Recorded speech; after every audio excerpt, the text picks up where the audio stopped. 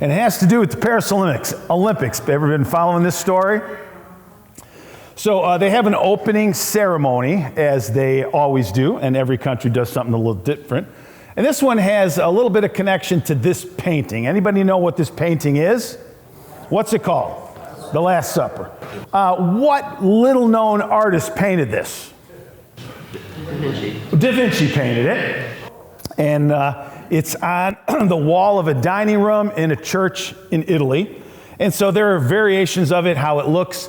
They've tried restoring it through the years, but it's an important painting to us because that day, the Last Supper, we talk about it every time we celebrate communion. Because it was at that supper, a couple things were happening. Of course, Judas was identified as the one who's going to betray him. And then he broke the bread and passed the cup and explained what it would symbolize. His body that would be broken, the blood that would be shed for us. It's something that every Christian looks at and imagines what it's like on that day. Now, Da Vinci was pretty old, but he wasn't at the Last Supper. You figured that out. So this was not like a picture he drew from his mind. So, we're not enjoying this picture because of its accuracy, but we enjoy it because of what it represents to us. Jesus understanding the sacrifice that would be made, the agony that he would go through. And so it's a picture that we appreciate. And if you caught any of the news, at the opening ceremony, this picture came from the opening ceremony. And according to the press article, it was a drag queen in the middle. There's drag queens and queer folks all around it. Now, there's been some controversy because the people from the Paris Olympics say it had nothing to do with the Last Supper. It was a reverence to another god, another mythical god called Dionysus, and had nothing to do with the Last Supper. And that's what they say, but when you compare them, looks pretty much like it. And the thing I found interesting is I found an atheist on TikTok making a comment about it. Now I'm like, I can't wait to hear what this guy says, because he doesn't believe in anything we believe in. And he says it. He goes, I don't believe in anything, but I'll tell you, from my perspective, what they did was making a mockery of the things that Christians believe in.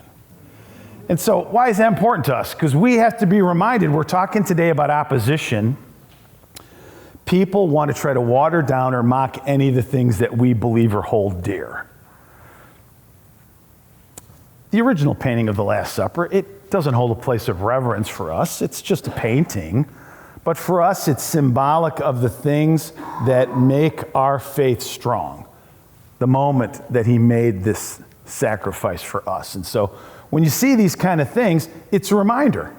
And later on in our message today, we are going to be really reminded about how much our faith is hated in this world. I have some numbers for you about how many Christian martyrs there are still today. Because we don't have it happening here. We forget. Is it 100 people that were martyred in 2023? Was it 1,000 people that were martyred? I've got the numbers for you. But it's a reminder that people still want to stop the message that we have. And this idea of God being mocked or the things that we believe in being mocked, it's not something new to the Paris Olympics in 2024. And by the way, just as a little side note, for the organizers of the Paris Olympics, guess what the focus should be in the Paris Olympics? The athletes. We shouldn't be talking about this. We should be talking about the men and women around the world that have worked their entire life to try to get to this moment to be the best in the world. And then we throw in this stuff that has nothing to do with it as like a platform to make a statement for something. It should be a platform where the athletes stand and accept their medals. That's what it should be all about.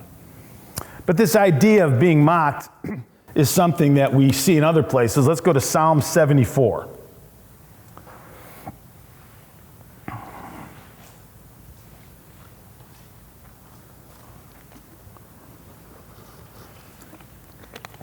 Here the psalmist Asaph is talking about God. Beginning in verse 4, it says, Lord, your foes roared into the place where you met with us. They set up their standards inside. They behaved like men wielding axes. to cut through a thicket of trees. They smashed all the carved paneling with their axes and hatchets. They burned your sanctuary to the ground. They defiled the dwelling place of your name. And they said with their hearts, we will crush them completely. They burned every place where God was worshiped in the land. We are given no miraculous signs. There's no prophets left. And none of us know how long this will be. Verse 10. How long will the enemy mock you, O God? Will the foe revile your name forever? Why do you hold back your right hand?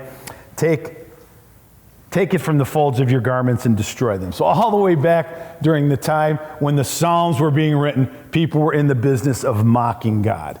Sometimes for his inaction, sometimes for what happens in the world. So this idea of God being mocked, whether it's in 2024 or during the time that the Psalms were written, it's something that we need to be aware of, as I think sometimes we get so busy, we forget that we are facing opposition in this world. And so the more we know about the opposition, the more and better prepared we can be.